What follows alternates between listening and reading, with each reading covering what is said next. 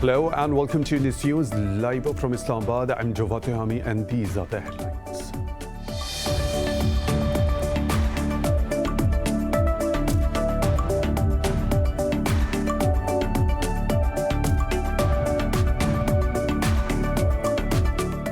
Myanmar's military has seized power after detaining Aung San Suu Kyi and other elected leaders. The top army commander is now in charge and a one-year state of emergency has been declared. The move follows a landslide win by Suu Kyi's party in an election which the army claims was marred by fraud. She urged her supporters to protest against the coup.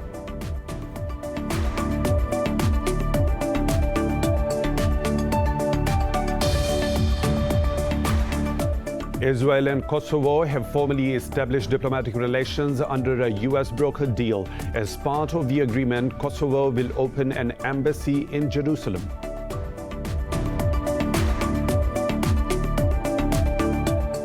A U.S. watchdog says Taliban attacks in Kabul are on the rise with increased target killings of officials and civil society leaders. The report by Special Inspector General for Afghanistan Reconstruction comes as the Biden administration plans to take a new look at the Doha peace deal.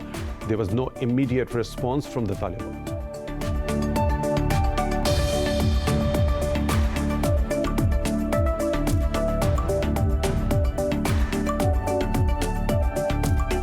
In India, several senior journalists have been charged with sedition over the reporting and online posts about the ongoing farmers' protest.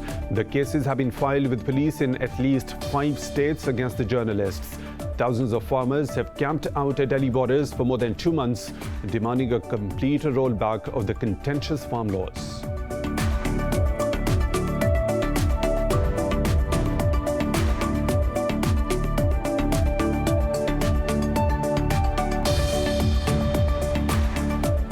At a meeting in Islamabad, Pakistan's Prime Minister Imran Khan and Army Chief General Qamar Javed Bajwa have discussed the internal and external security situation. The Director General of Inter-Services Intelligence, Lieutenant General Faiz Hamid, was also present.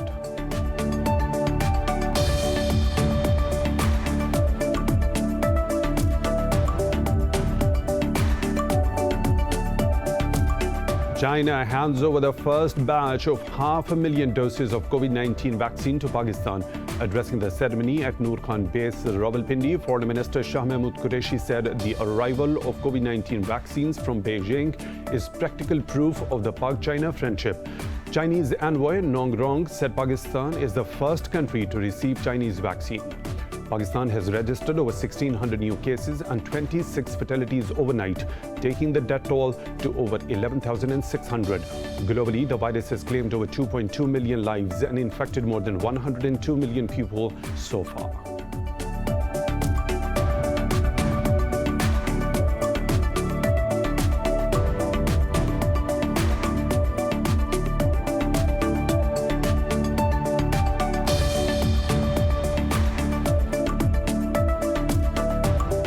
And in tennis, Jeremy Chardy beats Croatia's Marin Cilic by 2-1 to book his place into the next round of the Murray River Open.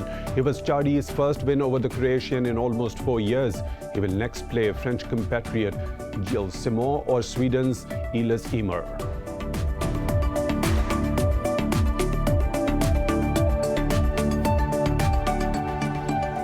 Those were the headlines and detailed stories. Right after a short break, stay tuned.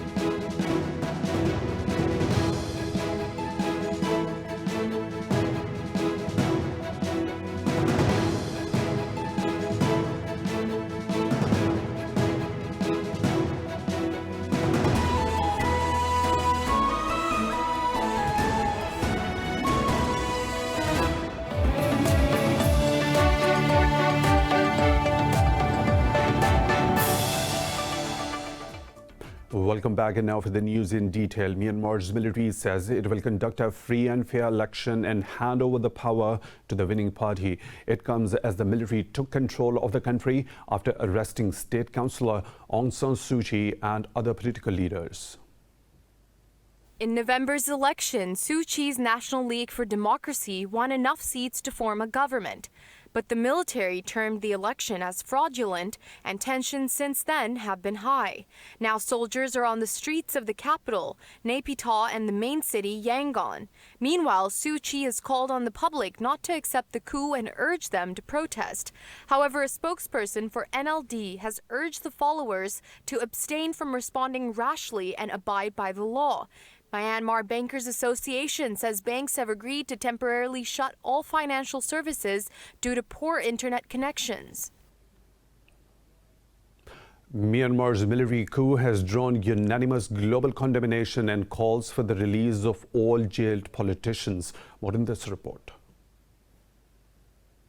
Myanmar's military has seized power and declared a state of emergency for 1 year, following days of escalating tension over the result of November's parliamentary elections. The United Nations led condemnation of the move, calling for the release of elected leaders, including Nobel laureate Aung San Suu Kyi. The U.S. went a step further to warn of action against those responsible. U.S. Secretary of State Antony Blinken said the military must reverse these actions immediately. Australian Foreign Affairs Minister Maurice Payne urged the Myanmar military to respect the rule of law. Japanese Chief Cabinet Secretary Katsunobu Kato said the concerned parties should resolve the issue peacefully through dialogue. China said it hopes all sides in Myanmar can handle the differences.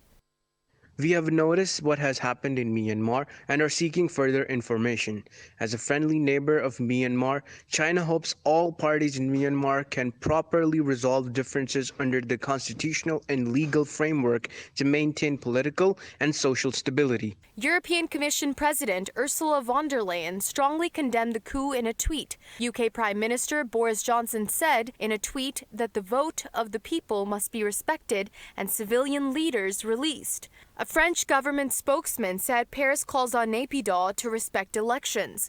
With all communications, including internet services, cut, relatives of the Burmese living abroad fear the worst. I just saw the news this morning and I'm worried because I cannot contact my relatives in Myanmar at all. I usually talk to them every day, but I have not been able to reach them since this morning because the government cut phone connections. Striking a different note, Thailand and the Philippines have refused to condemn the coup and called it an internal matter. A U.S. watchdog says Taliban attacks in Kabul are on the rise with increasing targeted killings of officials and civil society leaders. The report by Special Inspector General for Afghanistan Reconstruction comes as the Biden administration plans to take a new look at the Doha peace deal. The report said the proportion of casualties caused by improvised explosive devices increased by nearly 17% in this quarter. Despite the ongoing violence, casualties across Afghanistan in the last quarter of 2020 decreased by 14% compared with the previous quarter. There was no immediate response from the Taliban. The Taliban and the Afghan government earlier this month resumed peace talks in Qatar.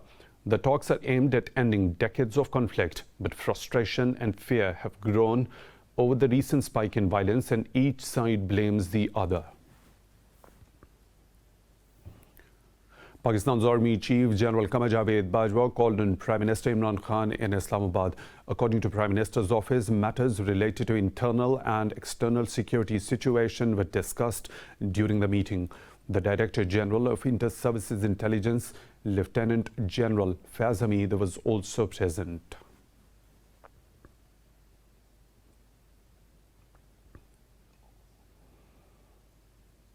Moving on to India, where several senior journalists have been charged with sedition over the reporting and online posts about the farmers' protests last week. Police filed the cases against journalists in at least 5 states, sparking criticism from media associations. The cases allege that journalists provoked violence during protests by farmers at New Delhi's Red Fort on 26th of January.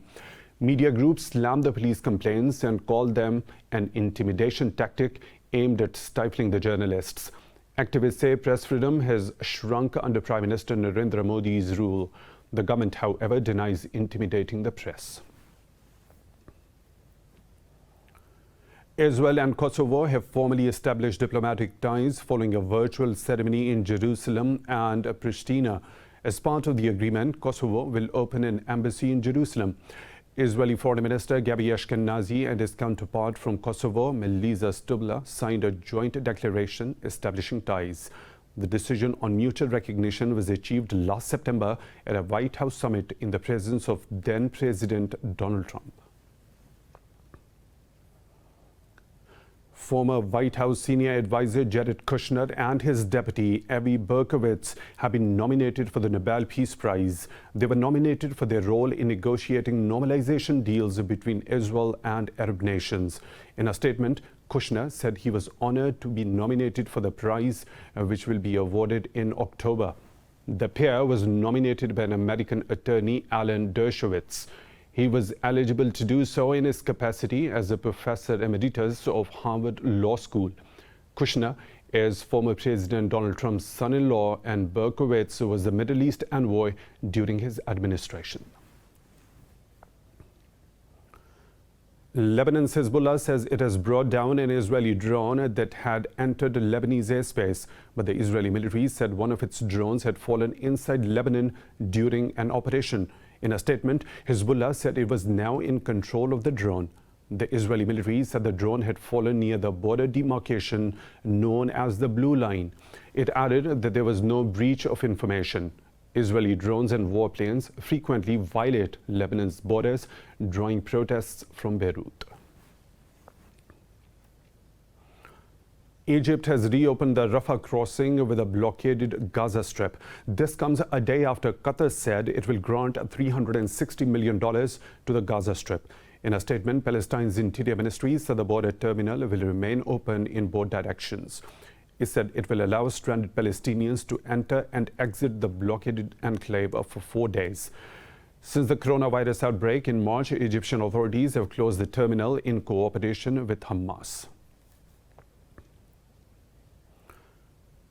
Lebanon's army says it has arrested 18 people, including some locals and Syrians with links to ISIS.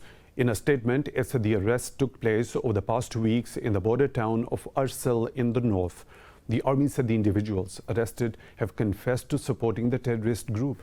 The statement added that several weapons were also confiscated from the suspects. The barren mountainous area between Syria and Lebanon has been used in the past by ISIS for insurgency. In Russia, a court has fined Yulia Navalnaya, the wife of jailed Kremlin critic Alexei Navalny, $265 for taking part in the authorized protests on Sunday. Riot police broke up protests across Russia in support of Navalny, detaining nearly 5,000 people. Navalny's wife was among those detained, though she was later released.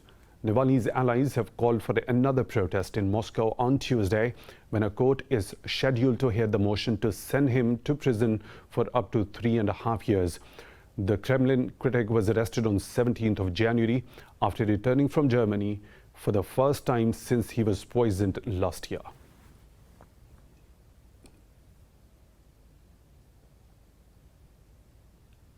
Former U.S. President Donald Trump has named 2 new lawyers for his defense in the impeachment trial. This comes a day after Trump abruptly parted ways with an earlier set of attorneys.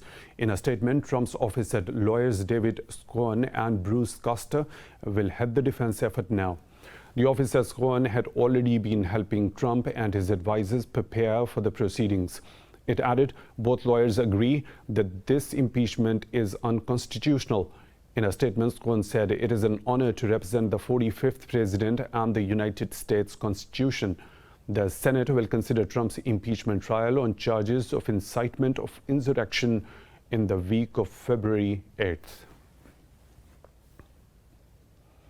In Uganda, opposition leader Bobi Wine has challenged the results of a presidential election in court that handed victory to incumbent Yoweri Museveni. Wine's lawyer says his client wants the poll cancelled and repeated. George Musisi said Wine was asking the court to overturn the results on several grounds, including widespread use of violence. Last month, Museveni was declared winner of the January 14 vote, but Wine alleged widespread fraud. The 38-year-old pop star and lawmaker said his victory was stolen. Earlier, a court ordered the military and police to seize surrounding Wine's home. More stories to follow, but right after a short break, stay tuned.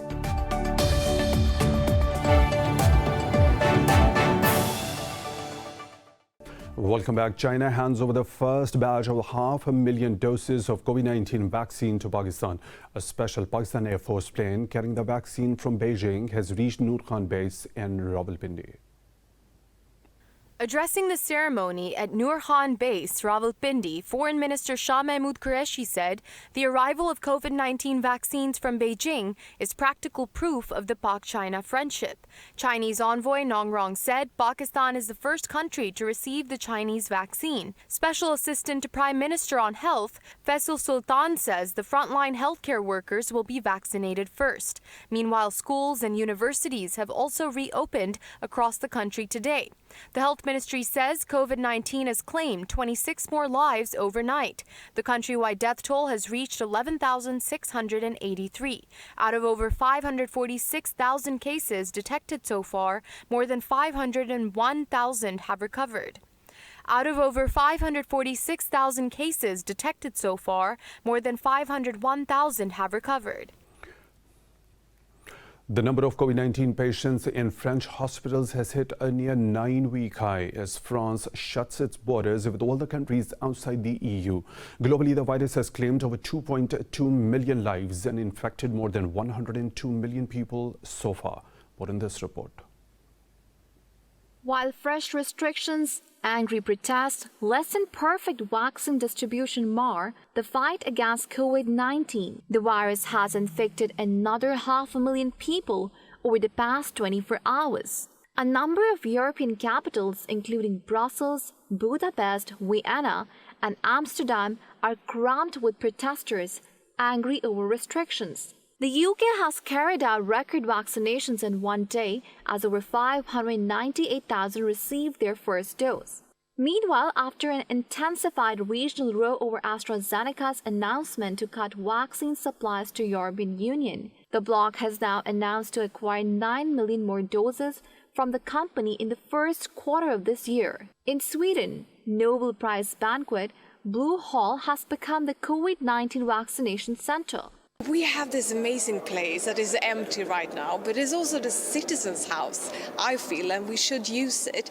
And when I heard that the vaccine is really, it demands a lot of space, then we said, okay, we have this sports hall, we can use them, but we can also use the Blue Hall because everyone knows where it is, and we can use it in a positive way. In China, a World Health Organization team tracing origins of COVID-19 visited a wet food market in Wuhan City, where the virus was initially detected. Chinese experts say the COVID-19 patients who tested positive again after recovering from their first bout of the illness are barely infectious. Authorities say the overall epidemic control situation in China is showing a promising trend as cases dropped sharply.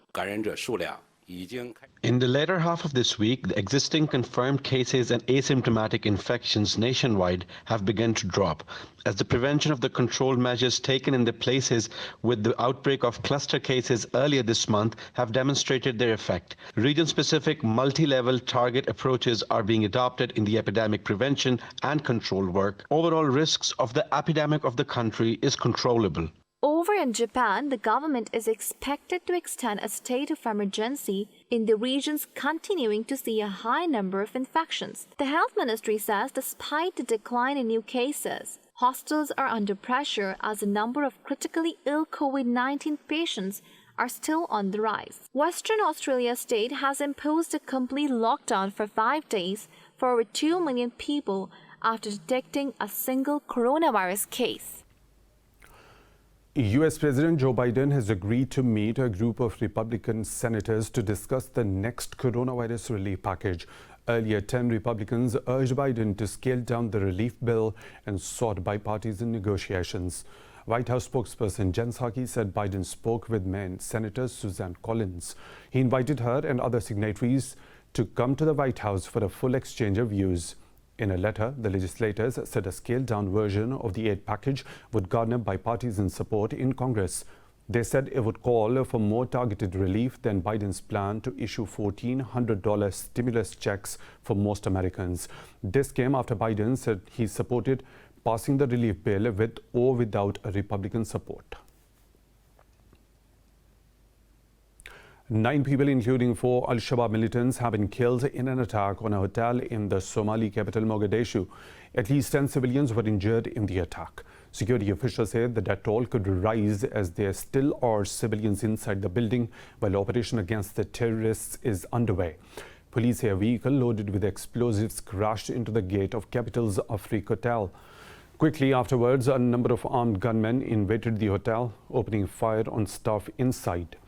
Government forces responded to the attack with gunfire, while police rescued many people from the hotel. The Al-Shabaab militant group has claimed the responsibility for the attack. 12 people, including 7 children, have died after 2 vessels sank near Colombia's Pacific coast. The Colombian authorities say they have rescued 35 people, including 3 children, and shifted them to the hospitals. Admiral Jose David Espita said the vessels set off from Tumaco port towards Gobayo district. He said the Coast Guard is searching for more survivors with planes and helicopters. Naval officials say the cause of the incident is being investigated. We sympathize and express our condolences to the relatives of the victims. All institutions in San Andreas de Tumaco will continue to work until they can find the missing people at sea. In an act of reverse colonialism, Pakistan has come up with its own Charlie Chaplin. He can be found roaming the western city of Peshawar. More in this report. With a black bowler hat on his head, a walking stick in one hand, and an alarmed look on his face, Usman Khan dodges between speeding cars and rickshaws on the streets of Peshawar, mimicking Charlie Chaplin. The 20-year normally sells children's toys from a roadside stand, but since the start of the pandemic, he has begun to dress up as Chaplin, the British comic who rose to fame in an era of silent films a century ago. Thanks to social media, he's become a bit of a celebrity. In just 2 months after opening an account, he had gained more than 800,000 followers on the social media platform TikTok.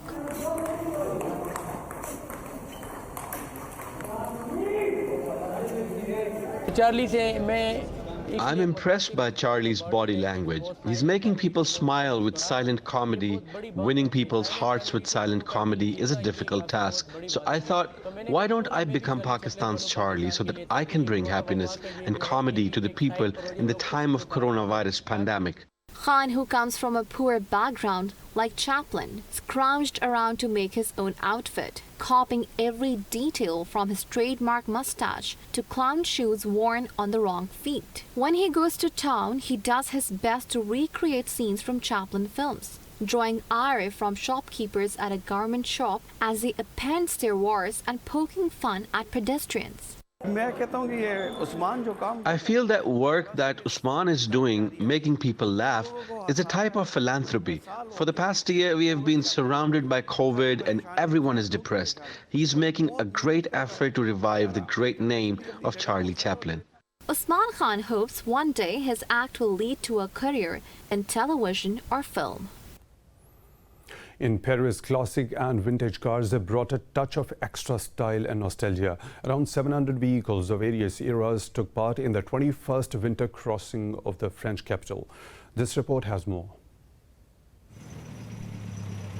Classic cars have always been stuff of dreams for many. Breathing fresh air and driving down the world's most beautiful avenue in an old car takes it to a whole new level. Naturally, people were in awe when a variety of vintage vehicles were seen across the city of Paris.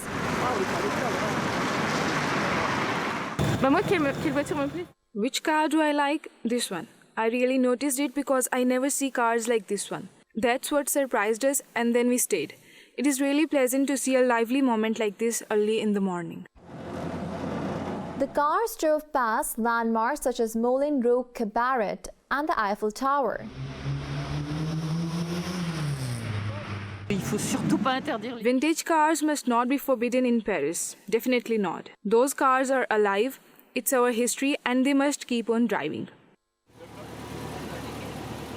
Many participants gave up gathering in large numbers and had to observe social distancing measures. It is great. We were not supposed to go back that way and we took another path at the last minute. We said let's pass by this area and we stumbled upon this, which is crazy. I am no car expert, but it's great. A very good surprise. I am loving it. Now in its 13th year, the parade usually takes place at the end of July, but was delayed this year because of the pandemic.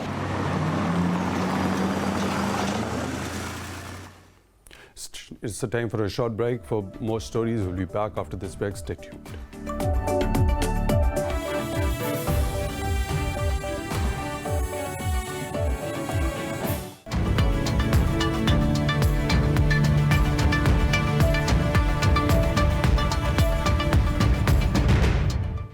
And other business updates. U.S. stocks jump on February's first session as Wall Street stocks shook off concerns about speculative retail trading mania.